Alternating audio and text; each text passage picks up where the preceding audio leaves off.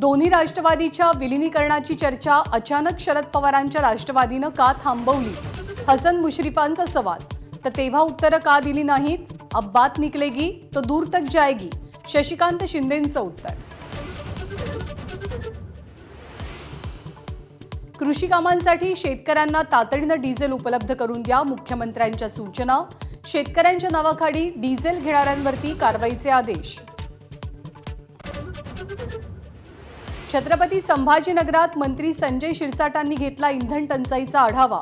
Diesel मिळत नसल्यानं उपस्थित शेतकऱ्यांनी मांडली व्यथा. शिरसाटांनी पुरवठा अधिकाऱ्यांना फोन करून दिल्या सूचना. पेट्रोल आणि डिझेलच्या दरात पुन्हा एकदा वाढ.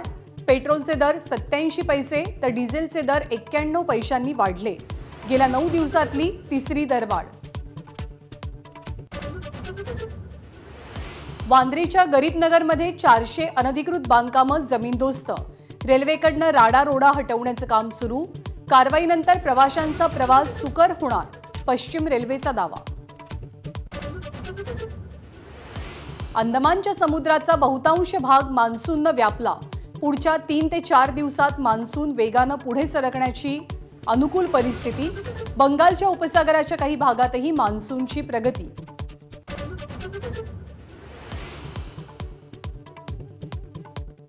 मुख्यमंत्री देवेंद्र फडणवीसांचा वंदे भारत एक्सप्रेसमधनं प्रवास. मुंबई ते शिर्डी ट्रेनमधनं प्रवास केल्याचं ट्विट. मोदींनी केलेल्या आवाहनाला प्रतिसाद.